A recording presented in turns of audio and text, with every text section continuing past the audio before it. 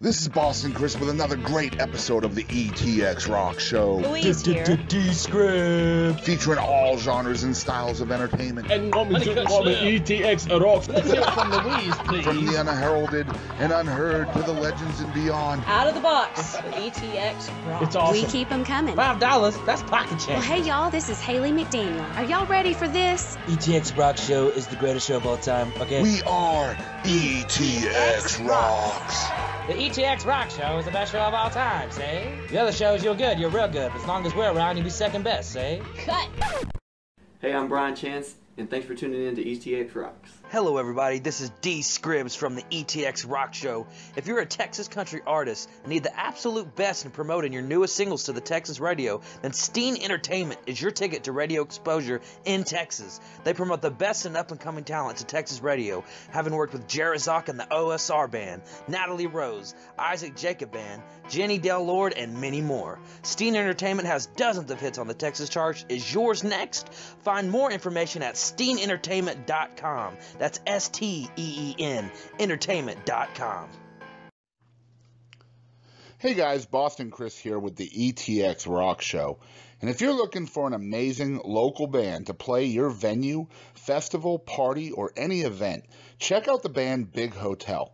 Big Hotel covers the entire East Texas region, from Dallas down to Houston and everywhere in between. They are a great, entertaining band featuring many genres, including rock and roll, country, modern pop, and the blues. Guys, if you need a professional and very entertaining band, make sure you check out Big Hotel on Facebook and smash that like button. Just go to facebook.com/BigHotelRocks, or to book the band for any event, call 903-714-2859.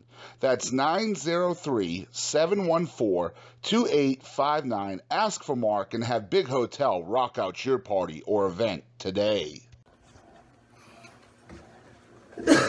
Hey guys, my name is Drake Hayes. This is my brand new single called Grow Old With You. Hope you enjoy it.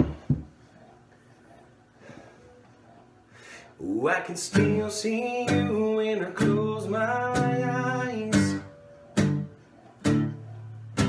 with the mason jar catching fireflies, holding on to them with all your might,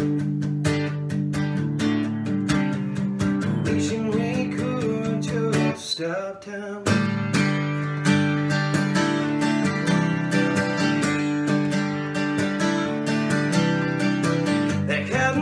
That you wore for me was covered in dirt to your knees. We spun around and around that old turning road. We thought we were invincible. So close your eyes now, baby.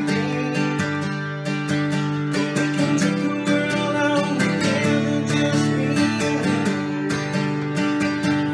You're all I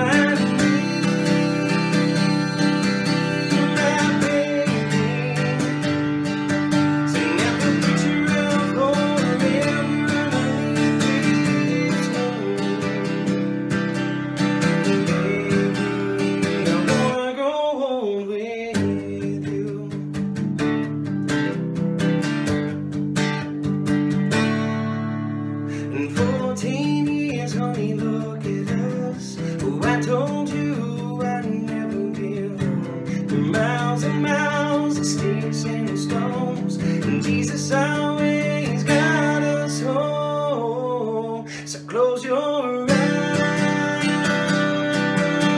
now, baby.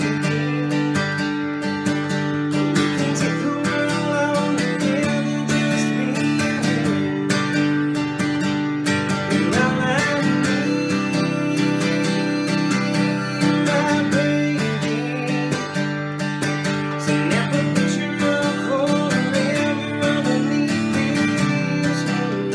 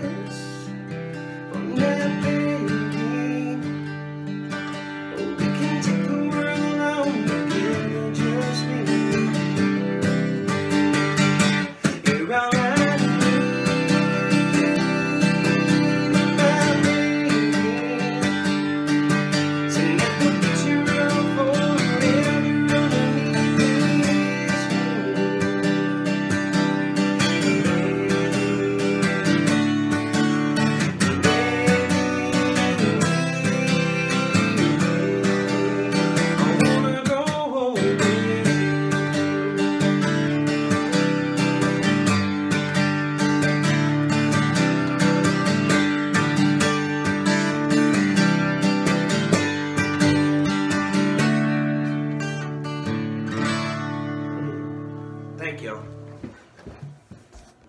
Hello, ladies and gentlemen, and welcome to another great episode of the ETX ROCKS Show. We are in Season 2. This is Episode 4. This is my first episode on Season 2. And we are here with the great Drake Hayes. How you doing, brother? I'm doing fantastic, man. How are y'all? I'm doing awesome. So I understand that your single, Grow Old With You, is 94 on the charts, and this is the first week? Man, I know. We we found that out too. Dylan had called me, our promoter, and he said, "Hey, man, the single really kicking some tail right now." And I was like, "Really?" And he said, "Yeah, you're number 94 on the charts." I thought, "Holy cow!" I mean, I think it took us 10 weeks on the last one to break into the 90s. So, man, we're beyond excited about this. Oh, I can imagine. Congratulations, man. That's pretty cool. Thanks, man. Thank you. So, when did you get started? I'm sorry. Go ahead. No, I was just going to say we put a lot of work into this song, man. We put a lot of work into it, and we put a lot of emotion. And I'm really glad that people are enjoying it. You know, as an artist, it's really cool when you see something that you created, you know, is doing well. It's like all this work that you've done for all this time is just starting to really, you know, turn around a little bit. It's kind of nice. Right, and I know us at the ETX ROCKS Show, we've been enjoying your stuff all week. You know, I just got turned on to your music, man, and I've just been blown away. Well, thanks, man. So when did you get started in the music? Man, I've been playing music for probably 12 years, and I actually started as a bass player. Oh, wow. I did, man. Yeah, we had a band in high school called Broken. It was the old typical heavy metal group, you know. high school rock band, and I don't know that we were metal. We just liked to scream and make a bunch of noise that was really bad. But we enjoyed what we did, man, and it just, I don't know, it was cool. It was fun. But yeah, I started back then, and we're from up in West Texas, so we didn't have anything better to do. But we played a little bit of music then, and I kind of got serious about it. I saw Cooter Girl play one time. It was one of my first Texas bands, the Texas country group, so if you know, I guess, to see up on stage, and I saw Martindale up there, and I was like, man, that's what I want to do right there. I want to be with those guys on that stage. So I started concentrating on my instrument and tried to take it to the next level. It was really cool. Got to tour with a bunch of pretty decent known artists out of Texas, and got to do a lot of cool stuff. And then here I am today. I broke off and started my own group. So. So who would you say your inspirations growing up, you know, musically and non-musically?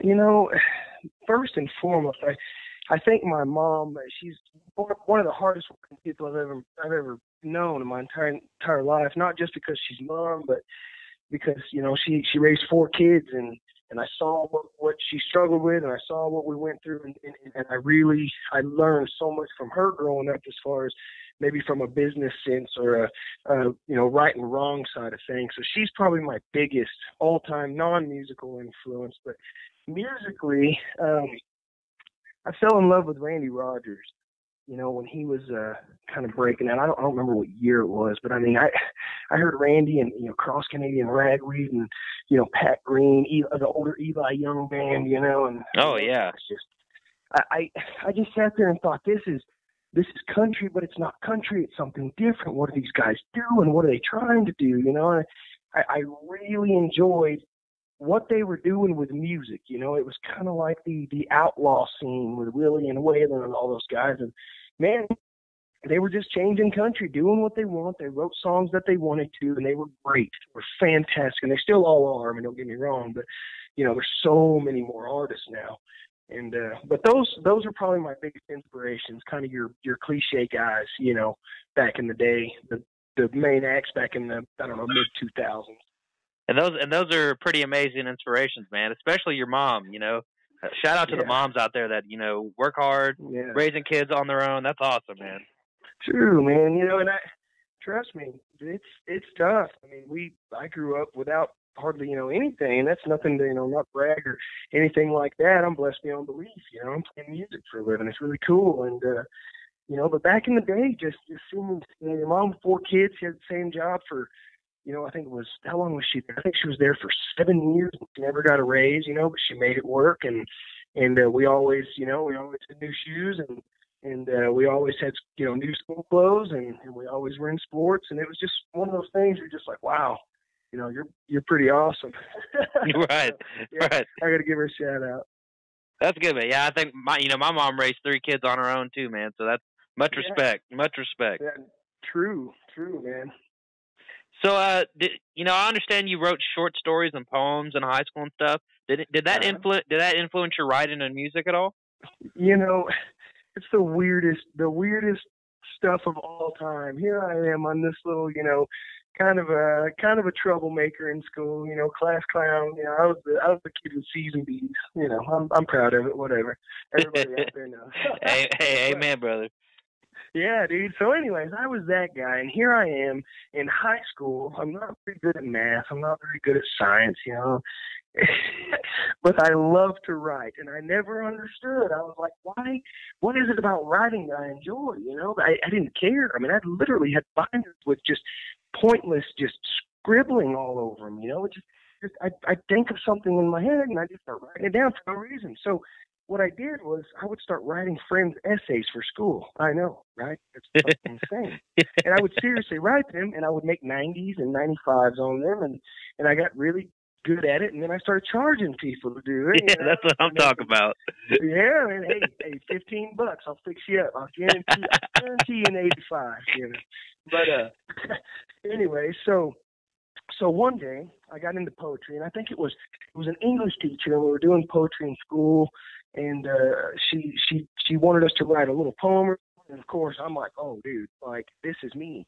Like, this is what I do. So I got so excited, and I wrote this, like, crazy, in-depth poem. And, like, she pulled me aside, and she was like, how long have you been doing this? This is pretty good. It's a little dark, but it's pretty good, And, of course, it was, like, the bloody, you get hit by a train, and your heart's rolling down the track. It was like that kind of stuff. But anyways, I really got into poetry. And then one summer, I was at the house, and we lived out in the middle of the country. I mean, I was born and raised in the middle of a cotton field, and we only had one pickup. So Mom and Dad were in town. We were in, summer. It was summer, so we were off. So we just hang out at the house and throw dirt clods at each other. And, man, one day I was like, I'm going to write a book. So I sat down, and I started writing my book. And then I figured out, well, it takes a long time to write a book, so I'm going to write a short story instead. So I summed it all up, and I wrote a 17-chapter short story. And I shared it with my family and stuff, and everybody thought it was kind of weird, but it was really good, Right. It was really cool. And so, anyways, that's kind of my writing background. But I turned I turned all that into songwriting once I got interested in music and stuff. I wrote really, really bad songs, and there's a really big difference between poetry and songwriting. But I finally learned, and finally, got some experience under my belt, and here I am, man, trying to write. So, well, I think you're doing pretty good so far, my friend. No, thank you, man. I appreciate that. So, what were some of the struggles, trying to get your own band together? Because I know, whenever I joined the band, I think the hardest part was one, finding, people that could relate to what we were doing, and then, people staying on the same track as we were. So, what would you say were the struggles putting your own band together? Man, the struggles putting my own band together. Well, first and foremost, it was the financial side of things. I mean, every musician out there, you've got to know that, this stuff isn't cheap, man. I mean, it's almost like a rich man's game at some point. And sometimes people don't have money backers behind them. Sometimes you got to figure out a way, or you ain't going to play. It's just that simple. So, man, I got off the road. I was torn with, I want to say I was with Mark McKinney. I was playing bass for Mark. And, man, I got off the road with Mark, and I think I was with Miles Williams after that. I played bass for him for a little bit, and got a call from this farmer. And anyways, long story short, I jumped on a tractor for this guy, and I had a really good job there for a little while. I had to quit music for a while, but I saved up money, and that's how I kind of got my thing started. But the hardest part about all that is, yes, number one was finding the musicians. Now, I'm blessed enough that, to live up here in West Texas. We do have South Plains College, the music program. They have a fantastic commercial music program, and that place draws kids from all over literally all over the U.S. So I kind of had a little bit of a pick, and all the musicians are really, really good. And, but it took a while, man. It took a while to find the right guys. And once we found the right guys, it was you know as well as anybody, learning 40 songs with a band, I mean, it's not the easiest thing to do. Oh, no. You know, at all. Yeah, so we would learn 40 songs, and then we'd start getting kind of tight, and be like, okay, cool, you know, we'll start playing some shows, and then somebody would drop out, and you're like, oh, gosh, and then we'd have to bring someone else in, and then we'd have to rehearse, you know, our tails off, get them up to par, and then someone else would drop out, and you're just like, oh, my gosh.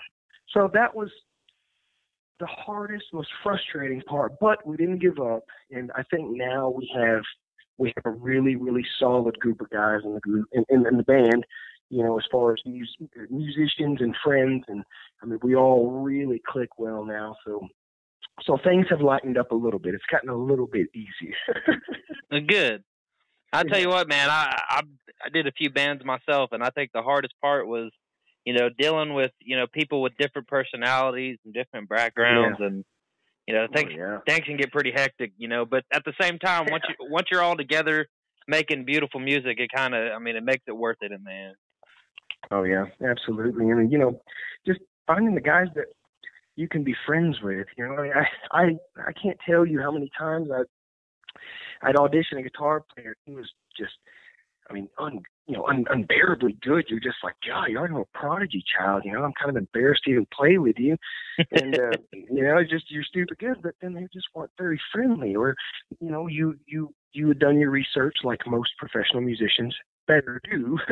And done your research, and you've heard some pretty terrible things about him, you know, stage presence, alcohol problems, whatever. Right. And, you know, I would take the kid that comes in that's like, hey, man, I busted my butt on these songs, man. Here they are. And he nails them down, you know, good. He plays the lines great. And he's the super coolest kid, you know, you've met in a long time. I would take that guy over the best musician in the world any day of the week. You know, it's easier on the road. It's easier all the way around. There's less drama. There's less problems, you know. Right. It's just, I don't know. That's my view on it anyway. Well, I agree with that 100%. Yeah, and those guys would work harder too, you know. Mm-hmm. Yeah, man. I mean, I think we had one guy in our band that he was like he wasn't the best musician, but man, he worked his butt off to make sure that he could keep up with everybody else. And that's right. He ended up being my favorite out of the bunch, you know, like. Oh yeah. So speaking of South Plains College, I understand you also joined the commercial music program. So, I did. In what ways did college help improve your music career? Oh man, it was like a kid in a freaking candy store. I ran into this guy. Matter of fact, who was it? I hired 3 South Plains guys. My first band ever. They came in. They were all fantastic. I'd never heard of them, and I thought, why have I never heard of these guys? You know what I mean? Like, these are floating around Lubbock, and I don't know about them. So then they start telling me, dude, South Plains College, and I'm thinking, hey man, I'm a little older, you know. I mean, I've already done the college thing, and they're like, no, you don't understand, like, you know, just do this. This is great. So, anyways, we recorded a demo because one of the guys in the band had a project for school to do, and we needed a demo, and they were going to cut our demo for free. So I thought, yeah, I'm not gonna turn that down. So we go down to South Plains College, walk in the front doors, and I mean, all you hear is you hear guitars, you hear people singing in the hallways, and you're just like, what is going on, you know? And I walked in there, and it was like a kid in a candy store. It was the coolest thing ever. I met one of the instructors there, and he shook my hand, and then he handed me a book. He was like, here, man, take this home and read it. I was like, oh, okay. You know, and he was like, call me. Here's my card. Call me sometime, man. We want you to come check this out. You know, we've heard a little about you. You're trying to get your feet going and stuff. And anyway, so long story short, I enrolled at South Plains College, and I went back to school, and I joined the program. They tried to make me take a remedial math class, but I told them I wasn't going to do it. So I found a way around it. Thank the Lord, because I haven't done math in about 8 years. So anyway, sorry, I keep jumping off. But so I go to South Plains College, and I hook up with a guy named Jay Lemon, a vocal instructor. Jay changed my life, man. I was there for 2.5 years, and he beat me up. You know, this guy is trained Martina McBride. You know, he's worked with some of the best vocalists in the world. I mean, guys that taught Justin Bieber and all those. Yeah, I mean, this guy's like, you start looking at his portfolio, and you're like, holy cow, man! He taught you know, the band Ricochet, the old '90s group. Oh yeah. Yeah, I actually became good friends with the lead singer of that group because he went to South Plains College, and Jay was his vocal instructor. Man, You know, and guys like Jared Neiman, you know, like Jay taught that guy how to sing, and I was like, holy cow! So, anyway, sat down with Jay.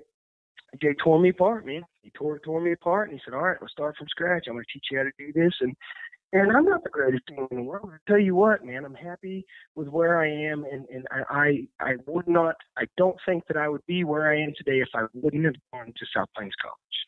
So I will give them credit on that. It's a great program, man, and I try to plug those guys every time I do a radio interview, you know, just because they're great, man. And I took guitar and I took some live performance classes there, and you know, it was great. So it has really helped me out a lot. well, hey, shout out to South Plains College. Yeah, man, for sure. Awesome. You know, so I just listened to one of your projects, which is called The One, and my favorite song in there was probably "Kiss You Like That." I thought the harmonies on it was just absolutely great. You know, it was produced amazingly. So what would you say was your favorite song on the project, and why? Man, favorite song on the project. You know, The One was our first EP. That was our first experience with a guy named Adam Oda. That's our producer. Adam's phenomenal. You've heard a lot of the stuff that he's done from a lot of really good artists, and we were really, truly blessed to be able to get in and get that done. But, man, my favorite song, I would probably say, is probably "Kiss You Like That" too. That song meant more to me, I think, on that EP than any of the other ones did. You know, and here's the reason why. We were playing at a bar called the Oasis in Brownwood, Texas. All right, and I'm on stage, and they have this railing up front, you know, and I put my beer on the railing, and your mic stands right there. It's kind of cool. But anyways, so the railing's like right in front of us, and I'm sitting there looking, and there's all these people dancing, but there's this one guy that's catching my eye, and he's straight across the room, I mean, straight across from me, and he's turned sideways. You know, not facing me, facing the other way. And he's like, it's like he's staring at this girl. And he just sat there all night, and he just drank his beer, man, just slow and cool, didn't really talk to anybody. I mean, I literally watched this guy for like an hour. And he was there for most of the set, and he just watching this girl. And I couldn't get over it. It was like, what's that guy doing? And there was a girl and guy that were standing kind of in the direction that he was facing. So anyways, so later that night, we tear down, you know, get paid, and we drink a couple beers and hang out. We get in the van. We're driving home. It's about a 5-hour drive, I think, with a trailer. But we're driving home that night. It's like 3 in the morning. You know, I have a couple beers in me, and I'm thinking, man, what was that dude looking at? So I sit down, and I'm like, you know what? I know what happened. That dude invited that girl to that bar, and she brought the other guy with her. Oh.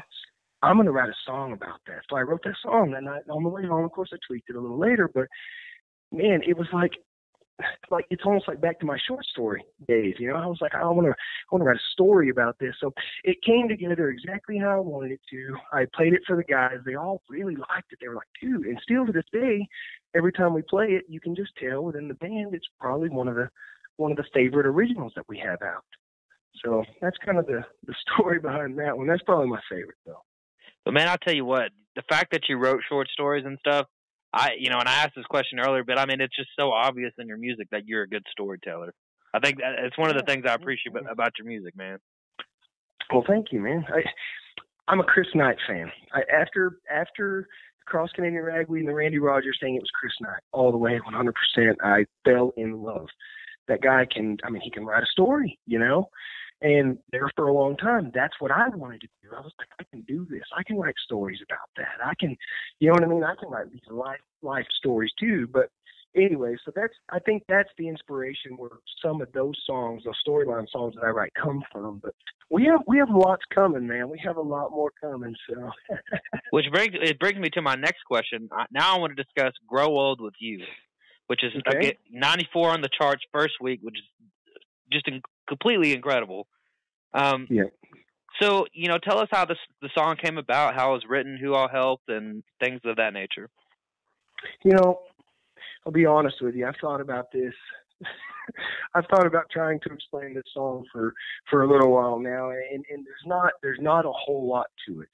I mean, there's really not. I'm sitting there I'm thinking about, my mom and my stepdad. My stepdad that's in my life is, he's probably one of my biggest role models of absolute all time. He's just one of the most genuine, just awesome, great people you've ever met. And he treats my mom like a queen, which is obviously important to me. Right. And so I see these two, and I see how they are with each other, and I see everything about them, and how I know what they've gone through, and all their obstacles, and religious stumbles, and things like that. And I think about all that, and I think about, well, what about me?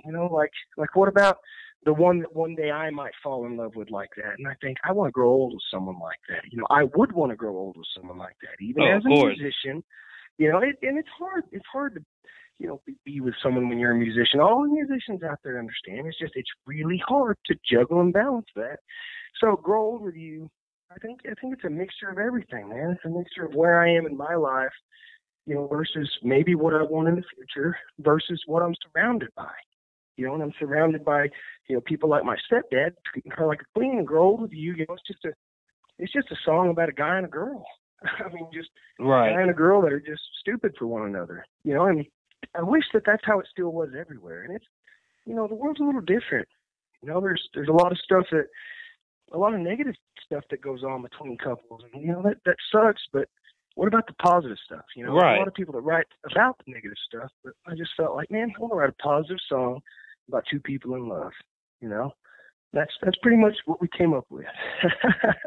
One thing I noticed with a lot of songs nowadays, and it's not, I mean, it's really in all genres. It's kind of like you said, you hear all the negative things, and, a lot of guys talking about, man, they don't need to keep girls, they'll just do the one night thing or whatever.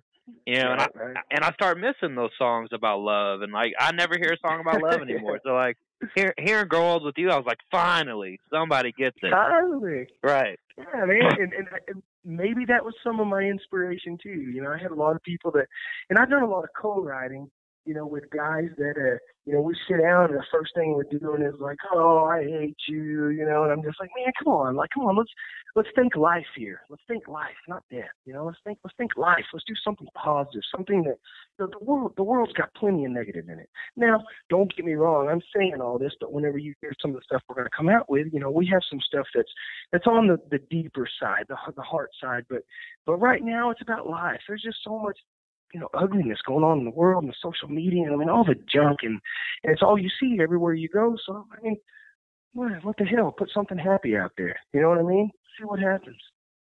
Man, and I like that. That's your mindset too, man. I really do.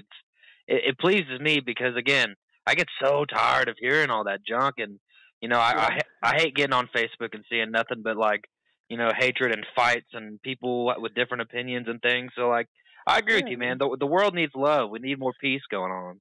Yeah, right on. Yeah, it's like I mean, what do you do? I mean, you can't do anything, but I don't know. It's just always around you. Right. As a songwriter, and I would say if there's any other songwriters that are out there that are listening to this, try that. Try to change your mindset on that. Try to take your mindset off of what's going on and put it on something positive or how things used to be. Even though back in the day, people our age probably thought it was just as bad, whatever, but we thought it was awesome because we were in high school. We didn't have anything else to do with our lives. You know what I mean? It was great. And think that, next time you're writing, and see what you come up with. I feel like every time I try to move my brain around, and I'm like, I have to make myself look at something different, look at something at a different point. It always helps my writing, or I always come up with something pretty catchy. And I might not always use it, but it's always fun to write. Right. I really enjoy that. Well, see, talking to you right now has me inspired to want to write a song. Cause like, there you go, man. See, man, because like back in high school, everything was easy. I got along with everybody. I mean, everybody. I mean, we all had our differences, but we were all in high school together, struggling together. And then when I graduated, it was like, okay, well, now you're not supposed to like these kind of people and stuff. Right. You know what I mean? It just, things changed a lot. Yeah, they do, man. You're right. So back to the music. I believe your voice is very unique and very different, and that's a very good thing, by the way. So, thank you, man. I appreciate it. So, what do you believe separates you from other country artists? Something what separates us. Man, I don't really know. How would I answer that question? I would say, I mean, Style-wise, I like to listen to everybody. I like to try to enjoy everyone's music. You know what I'm saying? I mean, enjoy it for what it is. Enjoy it for how they wrote it. But what would separate me, man, I guess what would separate me is, I mean, I just have a little bit different style.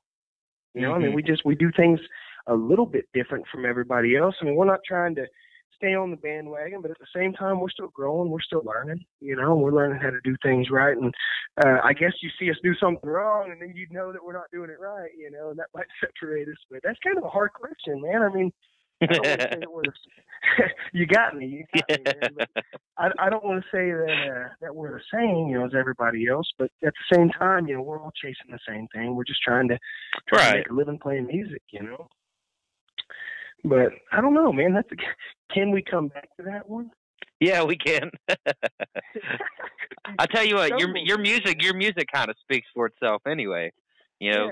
Yeah, you know what? That's my answer right there. Actually, the music. Our music is different. Our music is different. We love country. I love country music. I love '90s country. I love old Texas country. I love everything about country music. But I also like a little bit of rock and roll. Now, you can only do that correctly if it sounds good. So what we do is we just like to put a little bit of heavier guitar in there, you know what I mean? But there's still the steel guitar in the background. And I guess that's what's different about us. It'd be our style. We try to do what I call country on the rocks. You know what I mean? I like country on the rocks. I like that. Yeah. Don't tell anyone. That's mine, man. That's mine.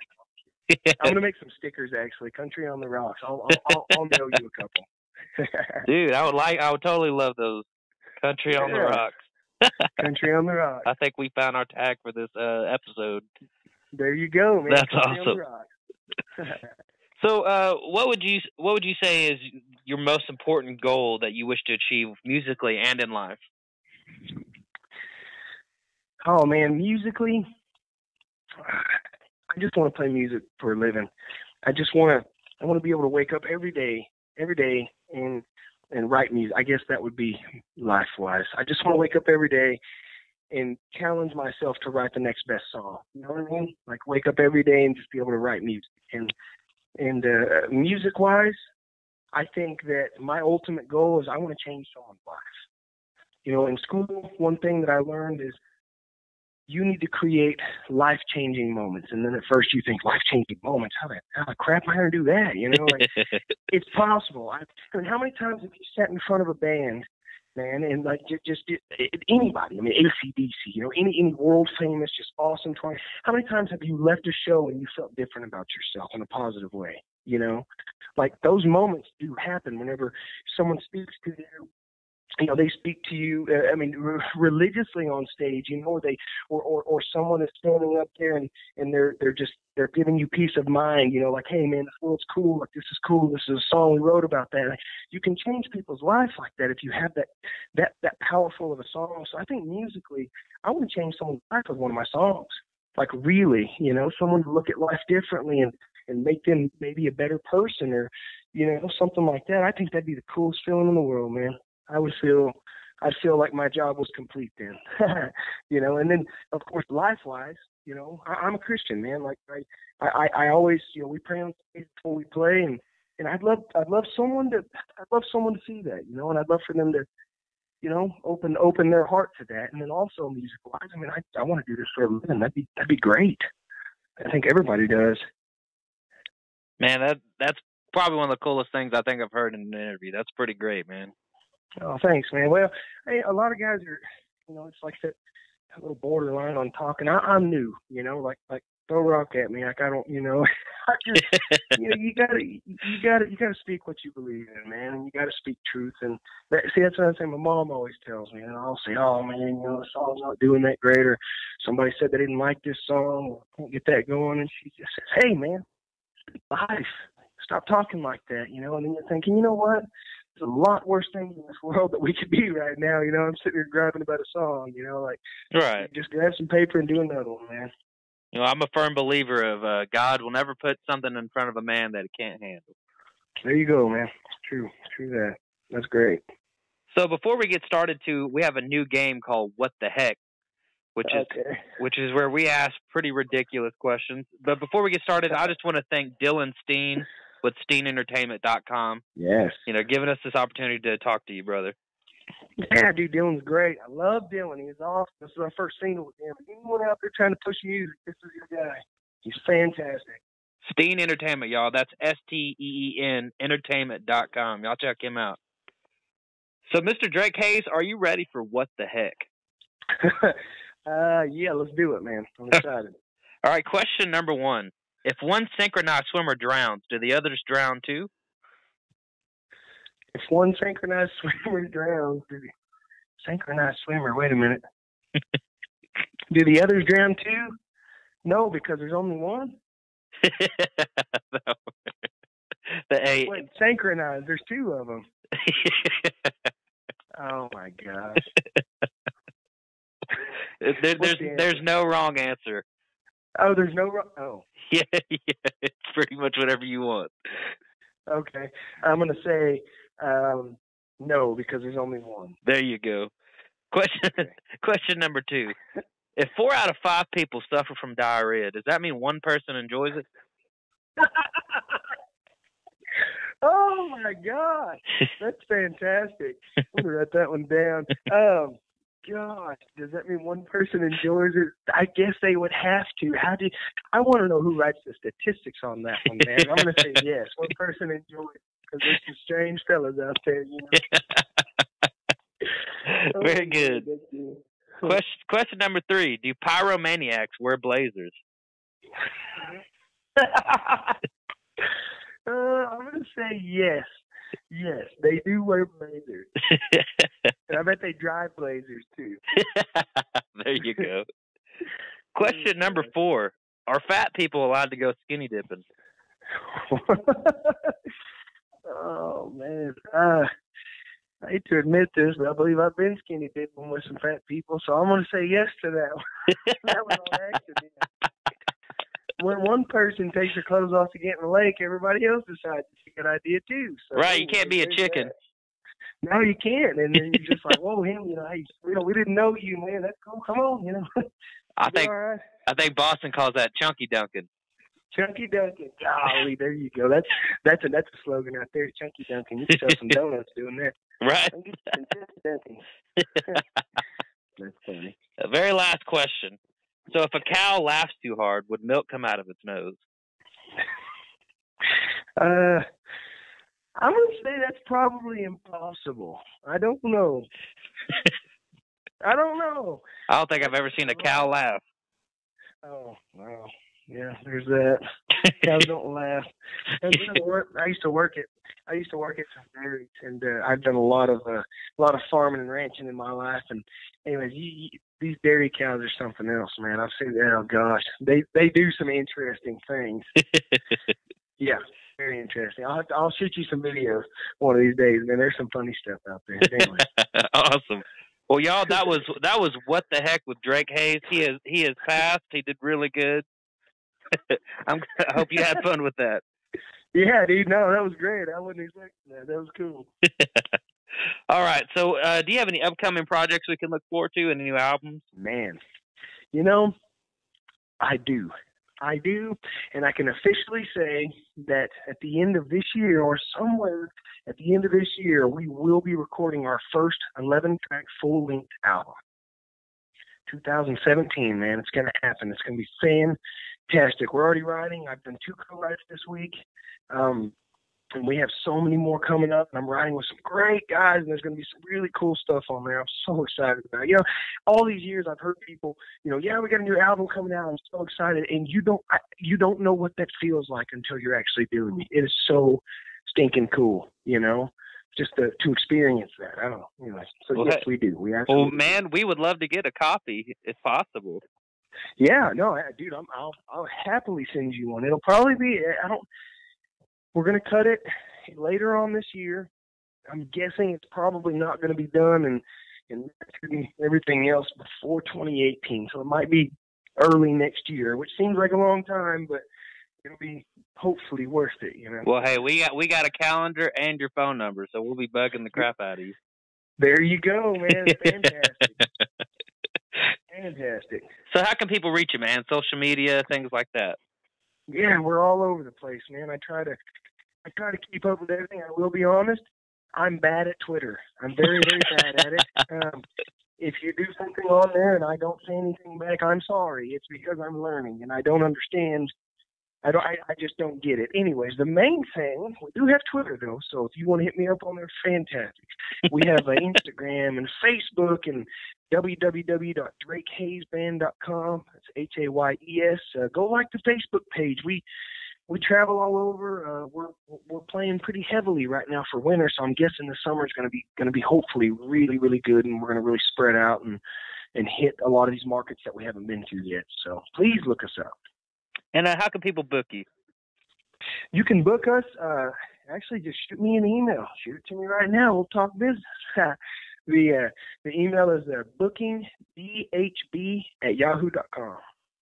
All right, y'all. This has been another great episode of the ETX Rock Show. This is Dig It with D Scribs, and we are here with Drake Hayes. We just had a great interview. Y'all remember to support your local music and ETX Rocks. Hey guys, I'm Katie Lynn, and make sure to tune in to ETX Rocks with Boston Chris. Aaron Watson, ETX Rocks. ETX Rocks, Alan Fox Band. Hey guys, we're the Morning Madhouse. I'm Carter. I'm Brandon. I'm Ginger. It's the best podcast ever made in all of history. Hi, this is Paul Bebo, and ETX Rocks with Boston Chris Barnes. You're going to love it. ETX Rocks. Hey East Texas, DP here. ETX Rocks. Hey East Texas, we're Enduring House, a Christian rock band. ETX Rocks! Hey, this is Monty Pittman from ETX Rocks. Hey East Texas, Jaden Farnsworth, ETX Rocks. Hey everybody, I'm David McCarty with the Gypsy Creek Band. As always, ETX Rocks.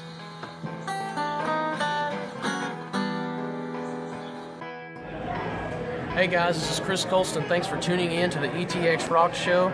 The ETX ROCKS Show. The ETX ROCKS Show.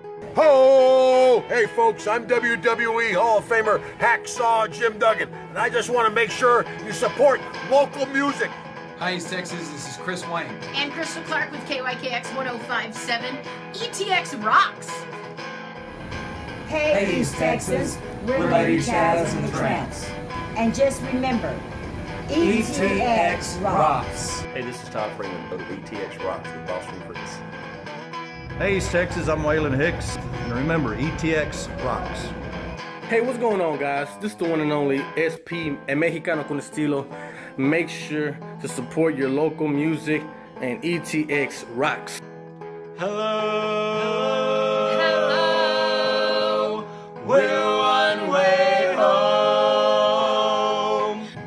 Hey East Texas, this is Teaser. Please continue to support local music. And always remember, ETX Rocks! Howdy folks, this is Aaron Watson. Support local music and ETX Rocks. Hey, this is Chris Colston, and make sure you support local music and ETX Rocks. Hey, this is Hannah Kirby. Thanks for tuning in to the ETX ROCKS Show. Tough guy, ho! Covering music-related content of all genres. If it filters through Eastern Texas, it's fair game. Y'all bring it. From Texarkana down to the coast and Dallas down to Houston and everything in between. We are ETX Rocks!